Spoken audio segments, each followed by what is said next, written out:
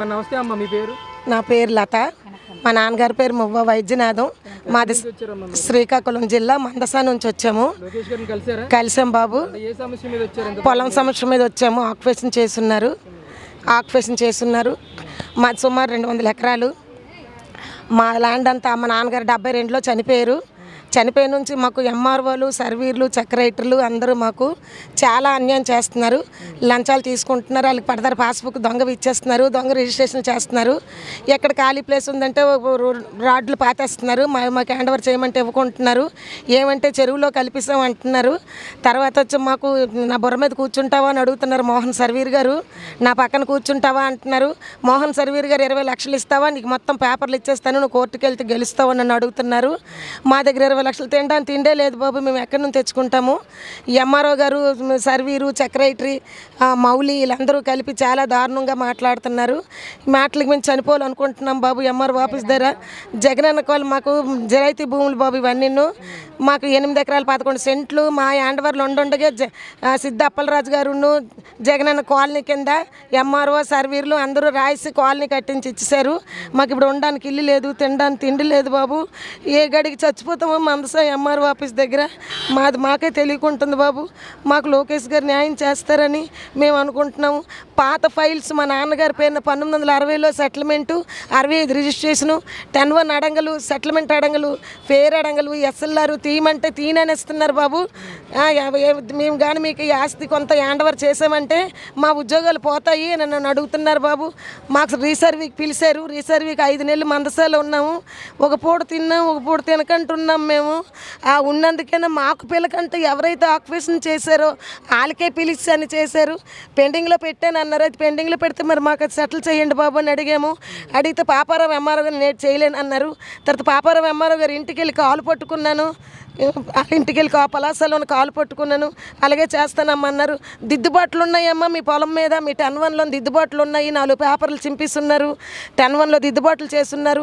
అయినా మీకు కొంతలో కొంత హ్యాండ్ ఓవర్ చేస్తానని అన్నారు. ఇంతవరకు మాకు ఏ హ్యాండ్ ఓవర్ చేయలేదు. కలెక్టర్ దగ్గరికి చాలాసార్లు వెళ్ళాను. కలెక్టర్ గారు అక్కడ కాగితాలు పంపిస్తే ఎంఆర్ఓ సర్వీ రేట్ అంటున్నారు. నువ్వు ఎక్కడికి వెళ్ళినా మా చెత్తకుండీలో కాగితాలు పడేస్తాము, నువ్వు మాకు బెదిరిస్తున్నావేటి, చచ్చిపోతాను అనేసి నన్ను అడుగుతున్నారు. ఇంకా అంతకు మించి మాకు ఏటీ లేదు. లోకేష్ గారు నేను పలాస ఎమ్మెల్యేకి ఆ కాగితాలు పంపించమన్నారు. పంపించి ఎంక్వైరీ చేయమన్నారు. నీకు కబుర్లు వస్తాయమ్మా, నువ్వు మనసు వెళ్దుగానే నేను చెప్పారు. అంత దూరం నుంచి వచ్చాను బాబు. పిల్లలతోటి చాలా ఇబ్బందులు ఉన్నాము. అందుకనే మాకు న్యాయం జరగని ఎడ్ల మందస ఎంఆర్ఓ ఆఫీస్ దగ్గర చచ్చిపోవడం ఖాయం బాబు. లోకేష్ గారిని కలిసిన మీకు నమ్మకం కలిగిందా? నమ్మకం కలిగింది బాబు. లోకేష్ బాబుతో కలిసినప్పుడు నమ్మకం తగిలింది. బాబు చేస్తారు. మాలాంటి నిరుపేదలకి ఇంత ఆస్తున్నా తినడానికి లేదు కాబట్టి మాకు ఇంత ఆస్తున్నా ఏదైనా కొంతలో కొంత మాకు దారి దొరుకుతుందని అనుకుంటున్నాము. తర్వాత గవర్నమెంట్ ఆఫీసులు కల్పిస్తారు బాబు. మాకు ₹1 ఇవ్వలేదు. చాలా ఆఫీసులు కల్పిస్తారు మా పొలం మీద. చాలా ఆఫీసులు కల్పిస్తారు. మాకు ఇవ్వకుంటున్నారు బాబు. అడిగితే మీరు అప్పుడల్లా ఆపలేపారేటి అని అడుగుతున్నారు. మేము చిన్నపిల్లలం బాబు. అప్పటికి మాకు ఇవ్వకుంటున్నారు. ఏమేనంటే ఎంఆర్ఓ ఆఫీస్ చుట్టూ తిరగొద్దని అడుగుతున్నారు. సర్వీరు, ఎంఆర్ఓ, సెక్రటరీ, మౌలి అందరూ.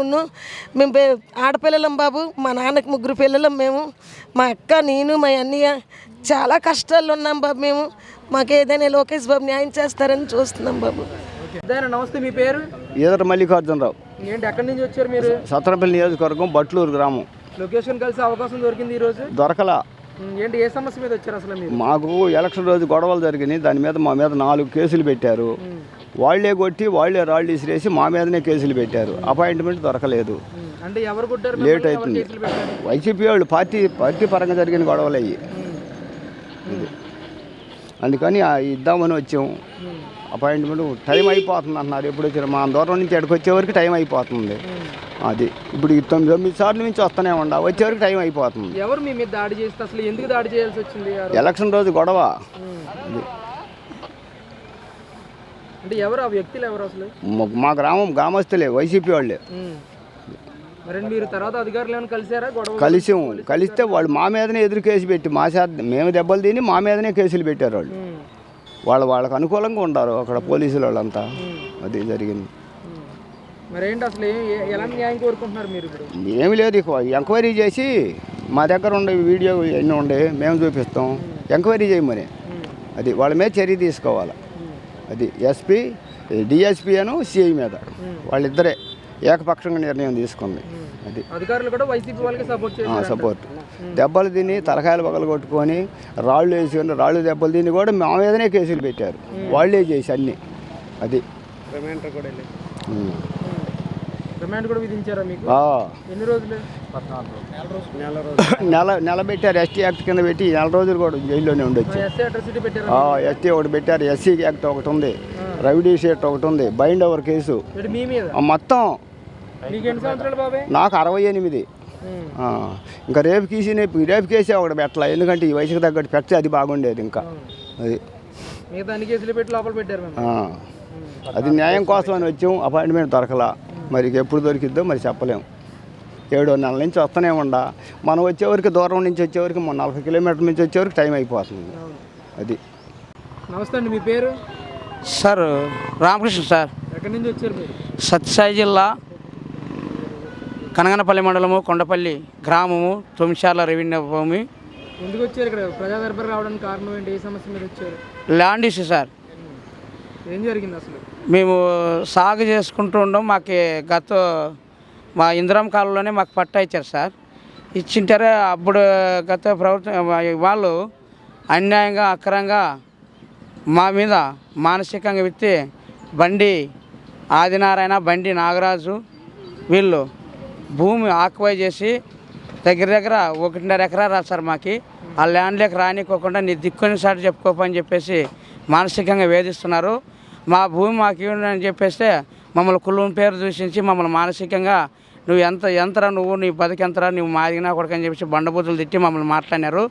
Police station Kanaganapalli police station మందు తాగి పడిపోయి నేను అప్పటికప్పుడు పోలీసు విద్యార్థి కాపాడి అనంతపురం జిల్లాకి ప్రభుత్వ హాస్పిటల్కి చేసినాక ఆరోగ్యంగా నేను ఇప్పుడు బయటకు వచ్చినాను.